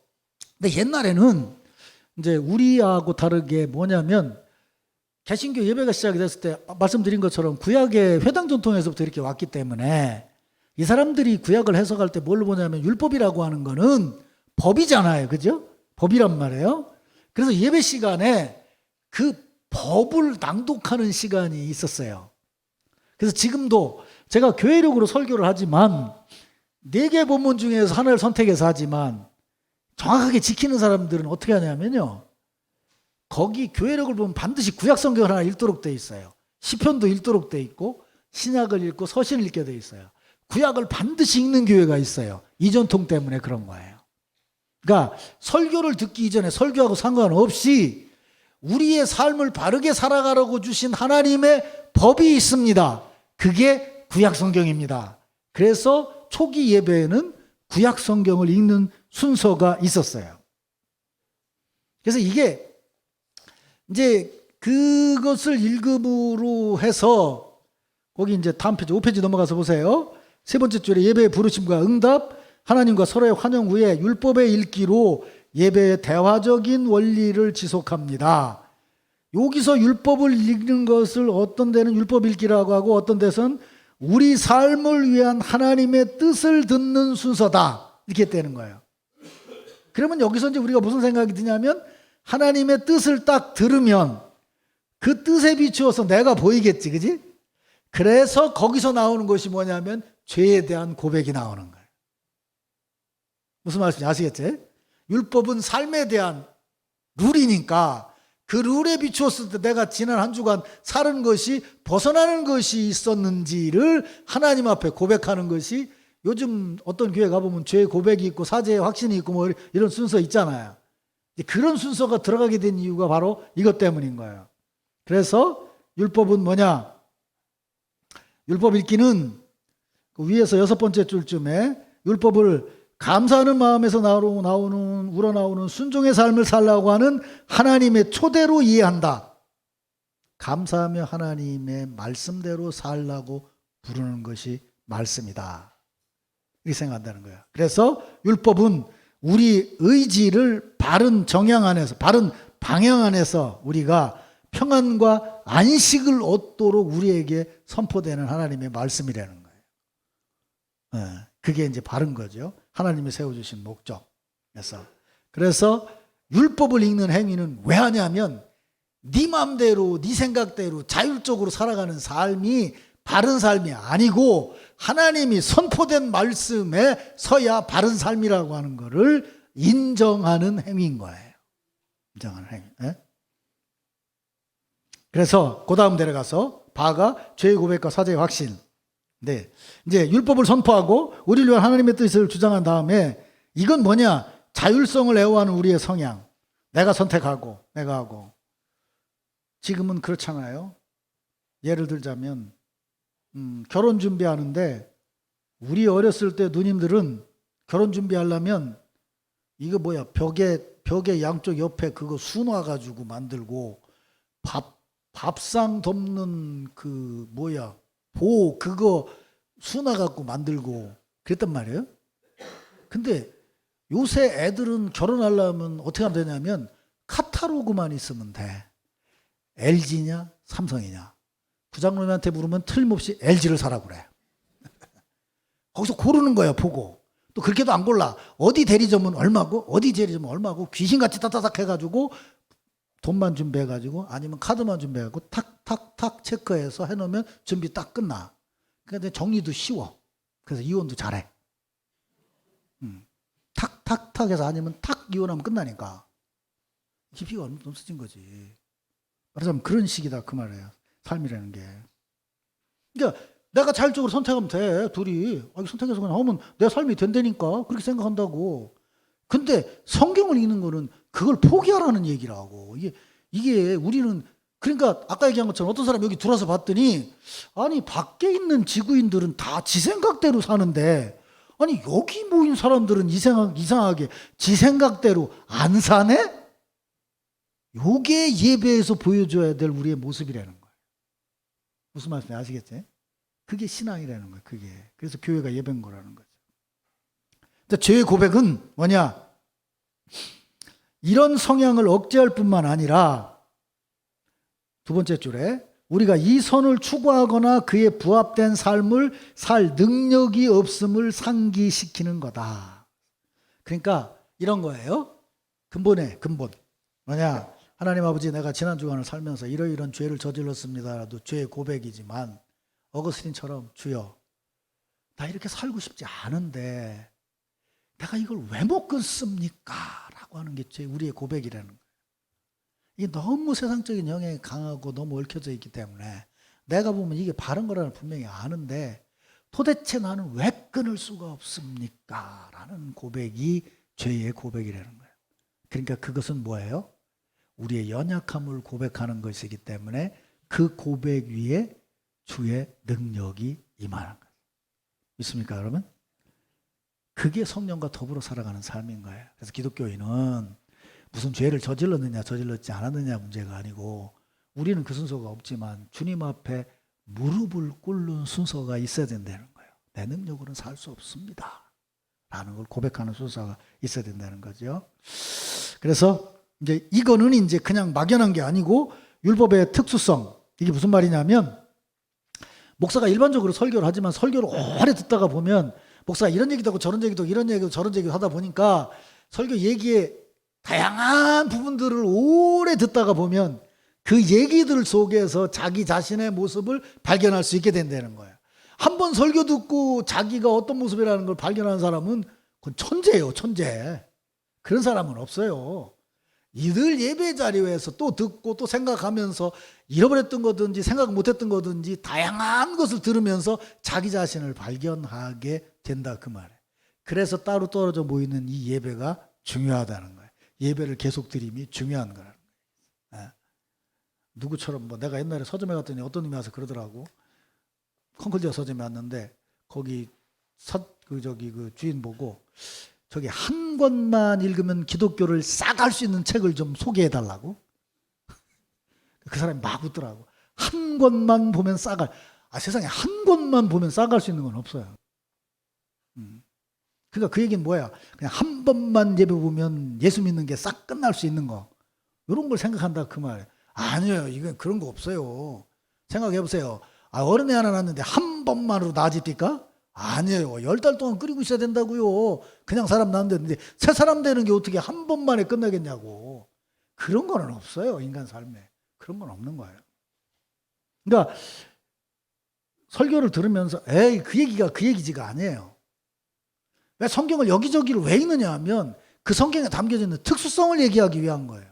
그 특수성이 내가 서 있는 어떤 특수성과 마주 닿을 때가 있다 그 말이에요. 오늘 이 얘기는 나하고 별 상관없는 얘기처럼 들릴 수 있지만 오래 듣는 속에서 어떤 얘기가 나에게 집중적으로 와닿을 수가 있다는 거죠. 그래서 오랜 얘기를 듣는 속에서 자기 자신의 연약함을 어디선가 발견할 수 있다는 거예요. 그리고 교회의 평신도 지도자들은 그런 역사가 새 사람들에게 나타나기를 바라면서 예배에 함께하는 거죠. 그게 바로 이게 바른 생각이라는 거죠. 자, 그 다음에 이제 사죄 선언 다음에는 그에 대한 확신이죠. 그에 대한 확신이에요. 그에 대한 확신은 이제 보통 말씀으로 여러분 아시는 대로 이제 그 예수님의 십자가를 통해서 주어졌다는 것을 선포하는 것으로 사죄에 대한 확신을 선언해요. 근데 그건 뭐 이미 아시는 거고. 그 다음에 이제 신조. 우리도 이제 사도신경을 신앙 고백을 하는데 전통적으로 교회는 이 신조를 낭송하는 게 굉장히 중요했어요. 왜 중요했냐면 이게 공회를 통해 모여서 이 신조 안에 있는 것이 정통이라는 걸 정해놨기 때문에 이 신조에 담겨져 있는 신앙을 인정하지 않으면 그건 이단이었어요. 그래서 우리는 지금 사도신경으로 우리의 신앙을 고백하죠. 분명히 우리의 신앙을 고백하는 거예요. 이 자리에 모여있는 공동체의 신앙을 고백하는 거죠. 그래서 사도신경의 고백은 첫 번째로 두 번째 줄에 보면 이거는 교회 공동체의 하나님께 대한 충성의 서약이에요. 매주일 하나님 앞에 다시 충성을 하는 거예요. 그래서 여기는 안 썼지만 뭐라 그러냐면 매주일마다 하나님께 충성을 갱신하는 순서다. 이렇게까지 말을 해요. 신조를 고백하면서 내 입으로 고백하면서 매주일 나는 삼위 하나님을 이렇게 믿습니다. 교회가 이렇다는 걸 믿습니다. 라고 고백하는 거라는 거예요. 그 다음에 신조를 낭독할 때 이 신조는 초대교회부터 시작이 됐으니까 우리가 교회 전통이라는 역사 안에 있는 하나님의 백성이라는 확신을 갖게 되는 거죠. 그 다음에 세 번째는 신조의 낭독은 예배를 드리며 나는 믿습니다라고 고백하는 거예요. 그러니까 이 신조 속에 뭐냐면 아까 얘기한 것처럼 기독교가 사랑이라고 얘기하지만 그거 가지고도 많이 싸워요. 믿으면 아냐 알면 믿냐 이거 가지고 중세에는 막 계속 갈등이 있었는데 분명한 것은 믿지만 믿음 속에는 알미 있어야 되는 거죠. 그 신조에 담겨져 있는 내용이 우리가 알고 있는 신앙의 근간인 거죠. 그래서 신앙에 대한 이해를 얘기한다. 그 다음에 기도요. 기도는 이제 그 순서 다음에 기도 순서를 갖게 되는데 우리 앞에는 함께 드리는 기도로 하나님께 나아가는 길이 열리게 된다 그랬어요. 그러니까 이게 대표로 해서 누가 기도한다는 것은 그 사람만의 기도가 아니에요. 공동체의 기도예요. 공동체의 기도. 공동체의 기도인데 기도가 뭐냐 말이에요. 기도가. 이거 굉장히 중요한 얘기예요. 이거 잘 생각하셔야 돼요. 기도는 첫 번째 줄에 우리가 겉으로 보이는 것에 만족하기를 거부하는 사람으로 만드는 실천이라는 거예요. 그러니까 겉으로 보이는 건 뭐예요? 물질에 의해서 세상이 좌우되고 삶이 좌우된다는 것을 나는 거부합니다. 보이지 않는 하나님의 은혜 안에서 삶이 영위됩니다. 라는 것을 고백하는 시간이 기도인 거예요. 그냥 어떤 내용을 기도하느냐보다 더 중요한 게 바로 이거예요. 보이는 것으로 사는 것이 아니라는 것을 고백하는 시간이 바로 기도예요. 그래서 기도는 우리가 눈으로 만나는 것 이상의 일이 지금 우리가 사는 데서 벌어지고 있다는 것을 볼 수 있는 비전을 가진 사람들의 행동이에요. 아시겠죠? 기도 이거 굉장히 중요한 거예요. 대중기도를 할 때 그 기도는 단지 눈에 보이는 게 아니에요. 우리가 함께 그 기도에 참여함으로써 눈에 보이는 것을 넘어서는 삶을 우리는 함께 살아가고 있습니다. 우리는 그런 공동체입니다. 라는 것을 하나님 앞에 고백하는 것이 기도의 시간이에요. 아시겠죠? 무슨 말이죠? 더 나아가서는 뭐예요? 그걸 통해서 말씀을 주시고 성례전을 주시고 성령의 임재로 우리에게 내려오신 하나님께 우리가 기도로서 말씀드림으로 예배 공간을 넘어서서 우리의 유한성 안에서 구체적으로 우리에게 관심을 가지신 하나님을 만나는 시간이 되는 거죠. 그래서 이것은 좀 유식하게 말하면 새로운 존재론적인 삶의 방식인 거예요. 하나님과 세상에 대한 이해가 다른 사람의 삶의 방식이에요. 기도하는 사람과 기도하지 않는 사람은 인간 존재를 보는 것이 다른 거예요. 무슨 말씀인지 아시겠죠? 그래서 이 기도는 보통 두 가지를 해요. 근데 우리 개신교 기도에서는 아까 앞에 얘기한 고백의 기도까지 포함해서 세 가지를 장로님들 기도에 포함되는 경우가 많아요. 주일 얘기하고 그 두 가지가 뭐냐면 중보 기도예요. 목회 기도라는 거예요. 그러니까 이 중보 기도는 뭐냐면 우리는 우리 자신만이 아니라 아까 말했잖아요. 새 사람 된 세상을 위한 백성으로서 선택을 받았다는 걸 인정하는 거예요. 그래서 우리는 그 중보 기도를 할 때 뭐예요? 성도들을 위해 기도하고 이웃을 위해 기도하고 신앙 공동체 외부를 위해서도 기도를 해요. 그리고 또 하나는 뭐예요? 거기에 또 하나의 하나님의 샬롬을 간구하는 거예요. 그게 뭐예요? 우리 신자들 중에 몸이 아픈 사람이라든지 어려움 있는 사람이라든지 세상적으로 어려움이 있다든지 이런 걸 위해서 하나님 앞에 기도하는 거예요. 우리 눈으로 보기에는 그게 끝인 것 같지만 하나님은 그 위에 역사하신다는 걸 믿어서 이 목회 기도는 그런 중보기도의 내용을 포함해야 되는 거예요. 뭐 해보셔서 아시죠? 그 다음에 또 하나가 있는데 그건 뭐냐 하면 조명기도라는 거예요. 조명기도. 이게 무슨 말이냐면 어제도 저 전도사 시취하는데 너 왜 전도사 되려고 왔냐? 경영학 전공하님이 그랬더니 그래. 아유 뭐 이렇게 저렇게 아프고 그러는데 제가 계시를 받았습니다. 야 이놈 새끼야. 계시는 무슨 네가 계시를 받았마? 계시는 성경으로 끝난 건데 뭔 계시를 하는? 네가 성경 저자냐? 그랬더니 아니요. 근데 네가 무슨 계시를 받았마? 이 무식한 것 같으니라고 신학교를 다녔다면서 계시를 받다니. 계시가 아니고 신학적으로 말하면요. 계시는 이거로 끝난 거예요. 성경으로. 아니 이거 하나님이 계시해 준 걸로 쓴 거잖아. 그러면 하나님이 또 계시를 해주면 내가 쓰기를 목사인 이인환이 남천동에 있는 남천교회 성도들에게 편지하노라. 그러면 이인환 전서가 되는 거예요? 아니잖아. 이거 왜 읽어 옛날 걸.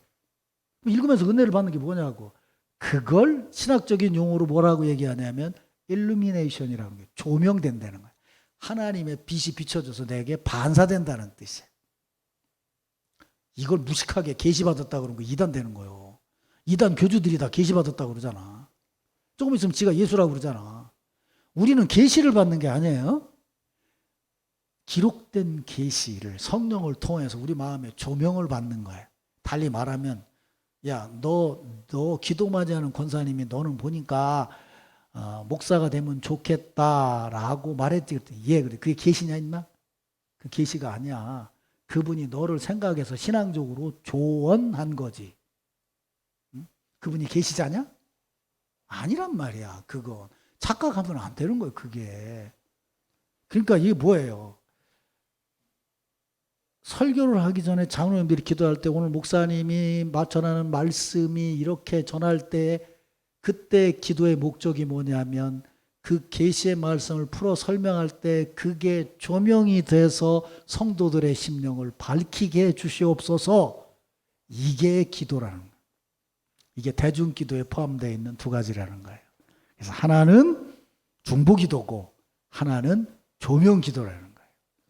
아까 말한 것처럼 아직 말씀도 전할 때가 안 됐는데 예배 시작하면서 오늘 목사님 설교가 은혜롭게 합시다 이런 거 하면 안 돼.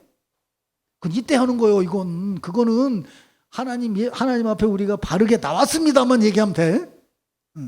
너무 은혜가 넘쳐가지고 뒤까지 다 하면 안 돼. 예전이니까 순서가 있는 거잖아. 예전이니까. 아이고 녹차 하나만 끓여 먹어도 아무 때나 젓는 거 아니더라고.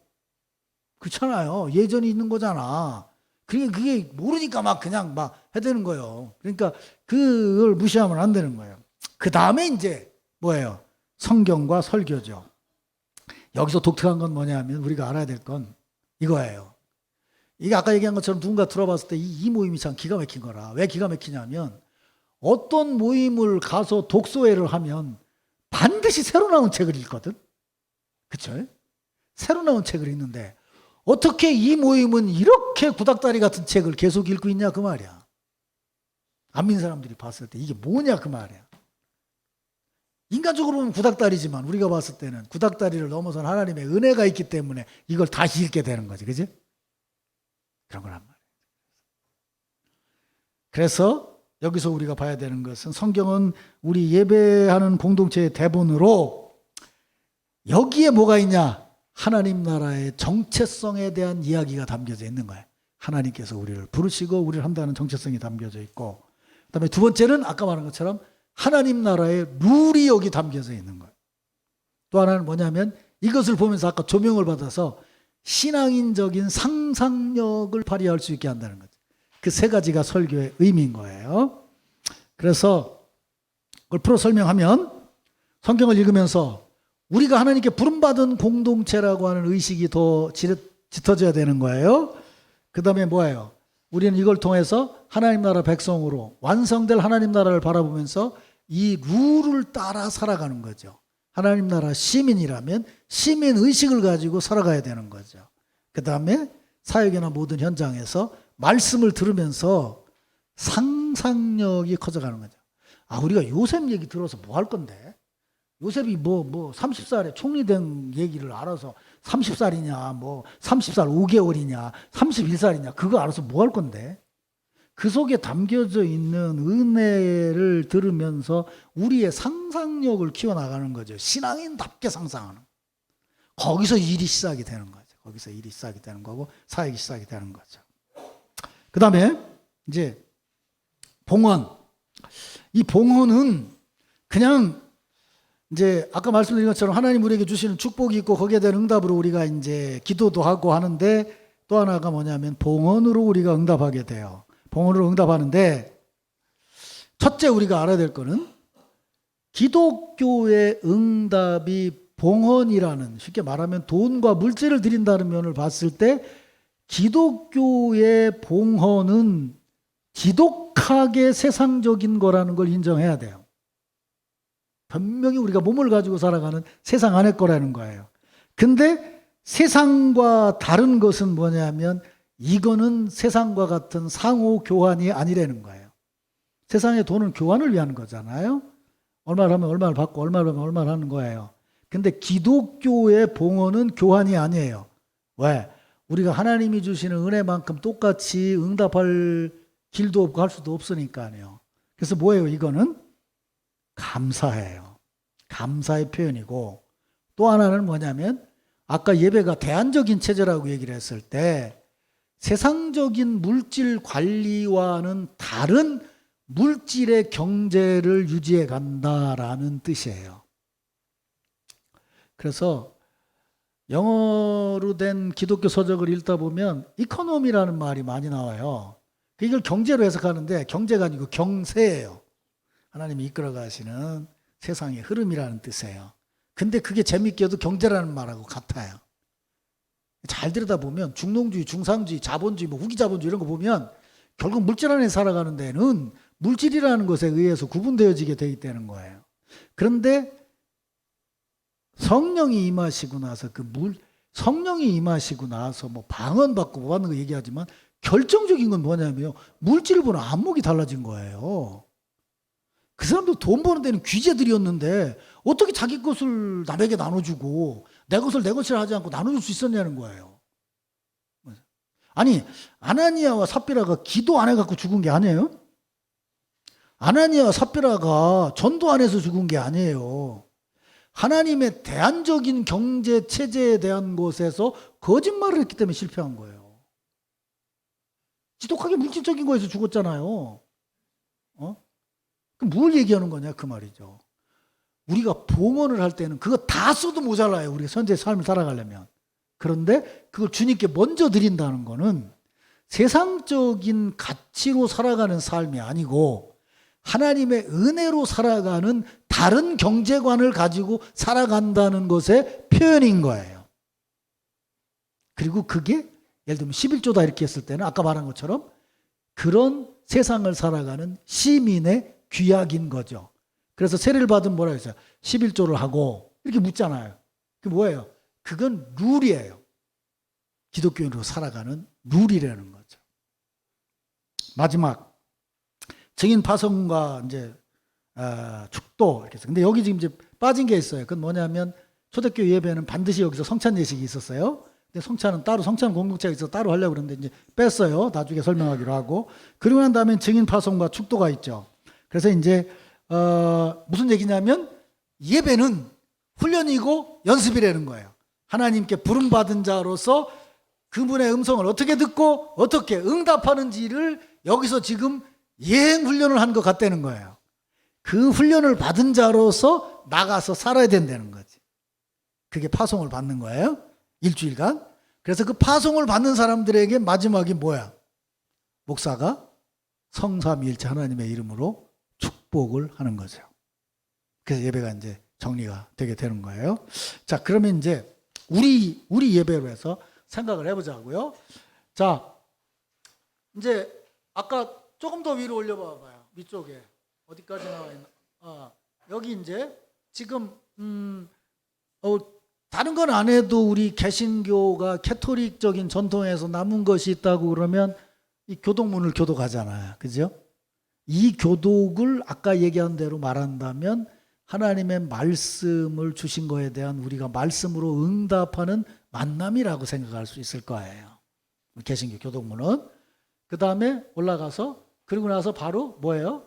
이제 신앙 고백하죠. 우리가 같은 목소리로 신앙 고백을 하는 거예요. 그러니까 이거는 이제 하나님께 대한 우리의 고백을 올려 드리는 거죠. 그리고 이제 찬양을 해요.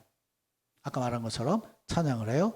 이거는 하나님께 올려드리는 찬양이며 또 공동체가 함께 나누는 신앙의 표현이고 또 어떤 의미에서 나눈다면 서로 간의 협력과 나눔, 상호 의존성을 나눌 수 있는 그런 순서가 되겠죠. 찬양 순서가 되고 그 다음에 이제 말씀 선포는 아까 근데 그 앞에 이제 거기 기도 있잖아요. 저 기도가 저기 들어가 있는 이유는 지금 아까 말한 사죄의 고백과 확신, 그 다음에 중보기도, 또 하나는 예배를 위한, 그러니까 설교를 위한 기도, 이 세 가지를 하나로 묶어서 장로님들이 지금 기도하는 거죠.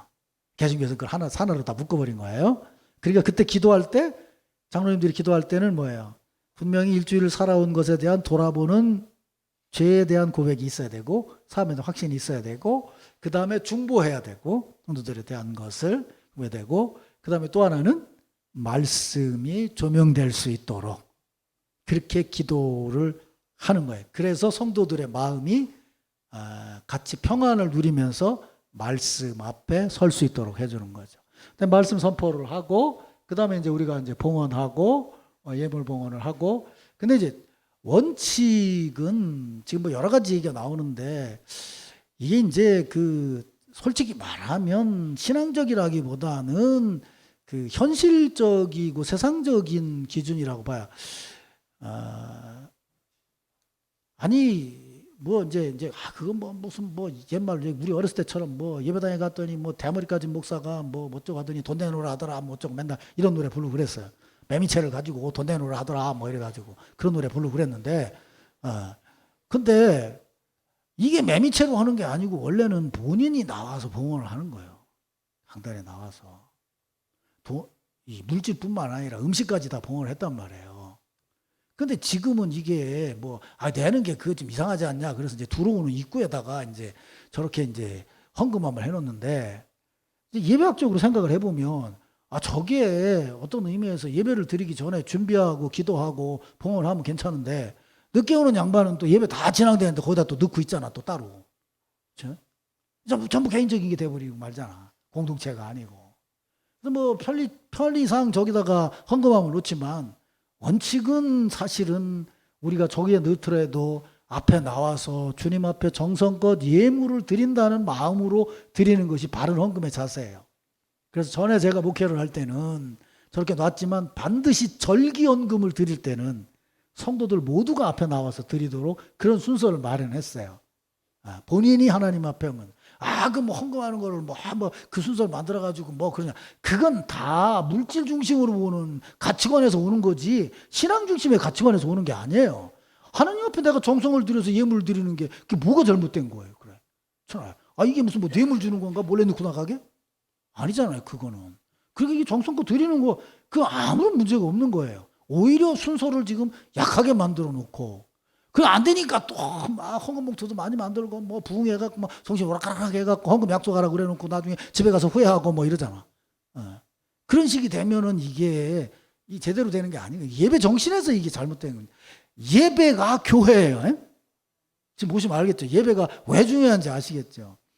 그리고 이제 우리 같은 경우에는 아까 말씀드린 것처럼 환영의 인사를 제가 그게 이제 그것도 밖에처럼 서로 처음에 인사하자 그러는데 나는 하나님의 말씀을 전하고 그 말씀에 근거해서 서로를 축복하자. 그래서 설교를 한 꼭지를 하고 반드시 내가 축복의 인사를 나누게 하는 거예요. 거기에 맞춰서 우리가 얘기하잖아요. 그게 구체화되면 여러 번 그게 쌓아졌을 때 우리가 그런 축복 안에 있다는 거를 개인적으로 경험할 수 있게 되겠죠. 그 다음에 파송이다 그러니까 보통 일반적인 교회에서는 자꾸 거기서 전도하러 나가자는 노래를 불러요. 근데 나는 그것보다는 예배는 새 사람 됨이기 때문에 우리가 새 사람 됨은 뭐냐?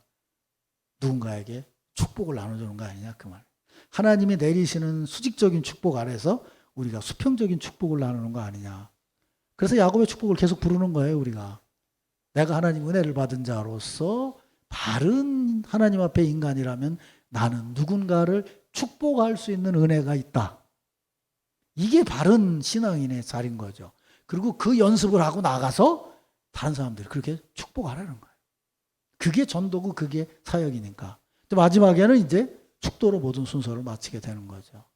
그래서 실제로 예배 순서를 짜는 것이 그냥 아무렇게나 짜는 게 아니에요. 예배 신학이 있어야 되고 그 종파의 신학도 있어야 되고 여러 가지 그 조건들을 봐야 돼요. 같이 합시자는 것 쪽으로 하는 사람들은 캐톨릭적인 요소를 많이 넣는 사람들이 있어요. 근데 개신교 신자들이 그거에 대한 저항감이 없는 범위에서 모든 거를 집어넣어서 하려고 하는 것이 제가 여러분들에게 예배 순서를 짜서 예배를 지금 진행하는 거예요. 사실은 그냥 넘어갈 순서가 하나도 없어요. 하나하나 그 의미를 생각하면서 보면서 해야지 돼요. 그래서 오늘 굉장히 길게 좀 얘기한 것 같은데 이게 뭐 지금 책을 절반 정도를 지금 1시간 하려니까 어쩔 수 없었는데 그런 내용들을 여러분들이 좀 보시고 녹음되어 있으니까 한번 더 들어보세요. 더 들어보시고 예배에 대한 걸 다시 한번 새겨보시고 뭐 그렇게 하시면 좋을 것 같아요. 그래서 이번에 일본에 가서도 사실 여러분들한테 강의했던 그대로 그 우리 감찰의 목사들한테 강의를 해줬는데 전부 뭐 원고 달라 그러고 우리 뭐 와서 듣겠다 그러고 자기들도 굉장히 새롭게 와닿는 부분들이 많았다고 얘기를 해요. 그럴 수밖에 없어요. 이 교회 안에서만 얘기 아니고 모든 것이 종합돼서 지금까지 되어온 그 여러 가지 의미가 지금 복합적으로 섞여 있는 거기 때문에 예배에 대한 것을 오늘 이 시대에 나는 뭐 그냥 가볍게 뭐 전도한다 뭐 한다 누구 데려온다 이게 아니고 이 신자들 자체가 이 생각하는 폭이나 삶의 폭이 좀 넓어져야 된다고 생각을 해요. 깊이도 있고 작은 것을 의미 있게 생각하고 그런 것들이 돼야 교회 사람들이 왔을 때 대안으로서 매력을 느낄 수 있어야 돼요. 그런 걸 생각을 해서 사실은 여러분들 듣기가 뭐 쉬운 얘기는 아니에요. 못 알아들으셔도 괜찮아요. 큰 글씨만 몇 개 알면 돼요. 여기 순서대로 예배만 드리면 되는데 그래도 어쨌든 좀 보시고 준비하고 생각하고 이러면서 여러분들이 예배 한 순서마다 의미 있게 진행을 해 나가면 지금도 뭐 잘하고 계신데 그렇게 해 나가면 우리 예배 공동체가 더 훨씬 더 풍요로워질 수 있을 거고 이런 전통을 아이들에게 넘겨줘야 되고 그래서 기본적인 걸 심어주고 현실적인 거에서 바뀌어지는 걸 청년들을 통해서 또 자꾸 변화되는 것들이 발전되어 나갈 수 있도록 기본적인 바탕 위에서 할 수 있어야지 나는 바르게 된다고 생각을 해요. 수고들 하셨어요. 듣느라고.